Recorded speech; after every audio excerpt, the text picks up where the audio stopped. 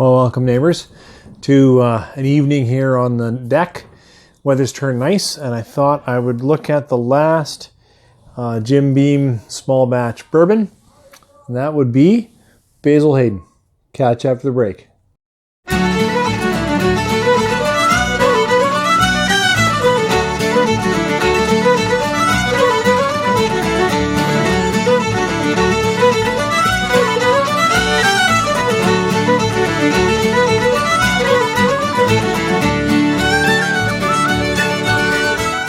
So thanks for joining me for this quick look into Basil Hayden Kentucky Bourbon. I've actually been wanting to review Basil Hayden, well, the whole small batch bourbon line that I'm working through now for a while. Waited till the weather turned nice, started with Booker's, and now we're here. Of all the small batch bourbon coming out of Jim Beam these days, I think Basil Hayden is the most critically reviewed online. I did find a few people that really enjoy it, but I would say most people that are taking the time to share their thoughts or review bourbon online struggle with this one. So what's in the bottle? Well, Basil Hayden, it looks nice, although it's easy for the paper to get torn or wrinkled, I've noticed, but I like the wood band and the BH, Basil Hayden, across the front. So nice packaging. I believe the history behind this is Basil Hayden was a leader. One review I read mentioned he was a Catholic leader and had got a group of people that came down, led them to Kentucky, and then started distilling, among other things. And one of the things that history seems to accredit or give credit to Basil Hayden about is to have a higher rye mash bill. So again, I'll put it under the notes what we believe the mash bill to be, but just in general, whereas other bourbons I've looked at in this line have maybe 10 to 13% rye, they're supposed to have quite a bit more, maybe 20%, which can give a lot of spice and a lot of kick. Well, we'll see. This is only 40%. So that's a little interesting, since all the bourbons that I've looked at in this line are higher than that. But first thoughts. So I've poured a little bit. I've let it sit for about 10 minutes. Oh, age, it's a non-age stamp bottle, which means we don't know what the age is. There's rumor that it's around 8 years, but I think at this point, if it was 8 years, I think they would share that. So it's probably in that range, right? Might have some older, but might even have some younger, fresher bourbon around 6 years or so in it.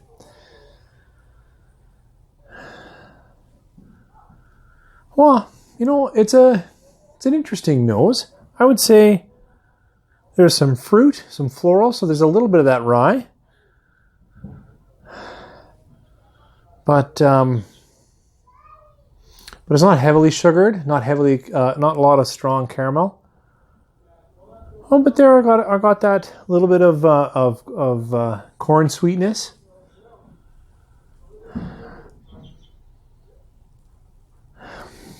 Maybe a little bit of mint, or maybe the nose feels fresh, like you get with mint.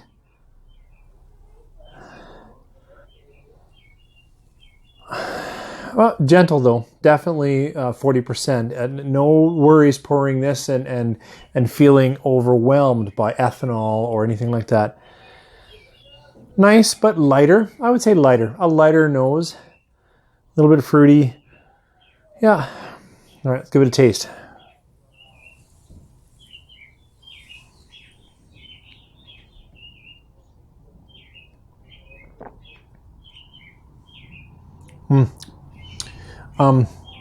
So quick on the palate would also be a little bit of sugars, lighter fruits. For some reason I was getting a nutter, almost like a coconut there, but I haven't noticed that before. So let's go with maybe a little bit of walnut. Huh.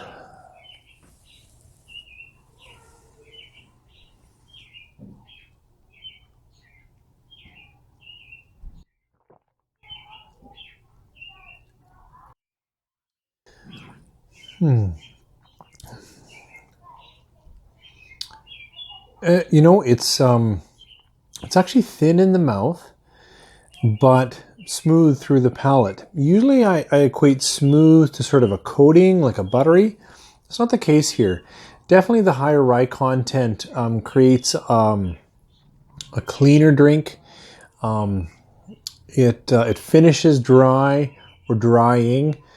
It's a very interesting thing because I like rye, and I actually do enjoy having rye. So I was going to say I drink a lot of rye. It sounds funny, but I do drink a fair amount of rye, and there now with time, some of that spice is there. But one of the things for me that when I'm drinking a good rye, the spice usually comes fairly quick, and really it does two things. One, I find it really grabs the edges of my palate, the edges of my tongue perk up peppery, and oh, what's that?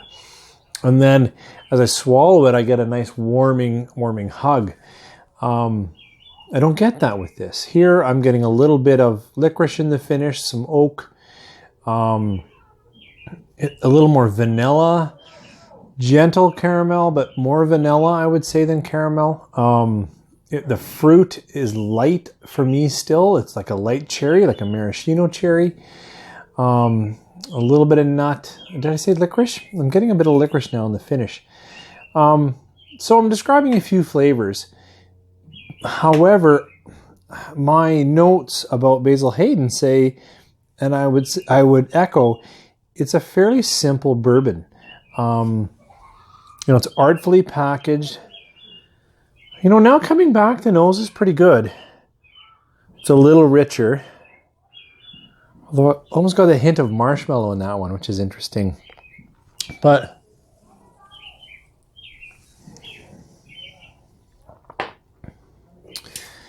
this is where I think some people maybe are quite critical of Basil Hayden.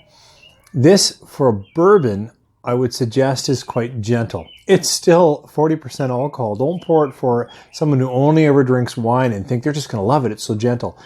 I make that mistake too often where, I have a lot of whiskey. And so when I'm excited to share with someone new, as I was just at a conference, I forget that people who don't drink whiskey don't usually drink 40 to 65% just right over the tongue. Coming back to this, to Basil Hayden, I actually think it's quite enjoyable. It's not, now with time, there's a little bit of bitterness, but that's okay. It's coming back from the wood that it's in. I think it's very approachable. I think the flavors are good. They're not as wide-ranging as maybe I was talking today. I would say it's fairly restrained profile, but it's an interesting nose, or a good nose, and it's nice in the palate. It's a little drying, which means you're going to want to have another sip. And so I would say it's when you're looking to move up in bourbon, it's a pretty nice choice. I know that my brother-in-law Dave Basil Hayden, really enjoys it, and so it's worth trying. The challenge is I find it's usually around $50, and that's now you really want a bottle that's going to blow you away. Even $55, I've seen it lately, but it's readily available, and it is a good bourbon. To try to give it a star rating, and I've said this so many times, I've got to change my ratings to let me fine tune a little bit better. For me, this is decent. I enjoy it. I would enjoy it and share it with friends. So it's a 3.5 star for sure for me. And really pushing 4. I know many online viewers would be like, what? But I do find it enjoyable and would recommend it for that context. Someone just expanding their bourbon range, or someone who really likes a gentle drink, an easy drink, a nice, pretty uncomplicated bourbon. Having said that, at 40%, I have found it doesn't, the water makes it sweet like cherry and nothing else. It really thins it out. It becomes very thin in the mouthfeel, and I also don't like it with ice. So it's just okay the way it is, but don't add more. So that would be my rating. Basil Hayden, thanks for joining me. Okay, if you want to stick around, what I thought I would do is, I almost want to do this with everything, not a pure comparison, but I pulled another bourbon out of my closet that is priced the same. It's a little darker. This was aged a little longer. It has an age statement, this one. And it's 47%. I wonder if you can guess what it is. Age statement, 12 years, 47% bourbon. Yeah. And you know, for the price though, much richer nose. That it's now caramel, not just light vanilla. It's now, if I went with cherry, this is a darker or a apple. Not as floral. Maybe that's the rye. Not spicy at all.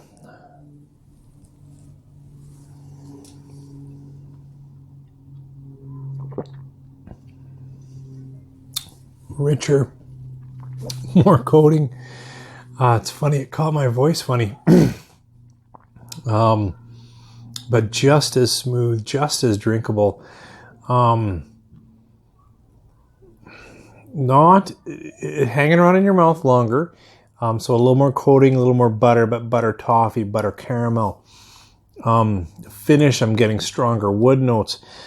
Sorry, Basil Hayden.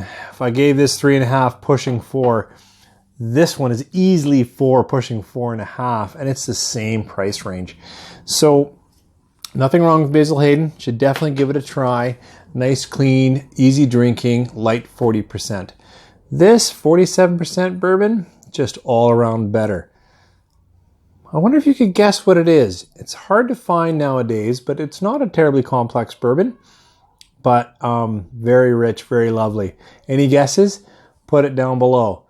Anyways, thanks guys. I've never done that before with you guys. I hope you excuse me if I've ticked you off.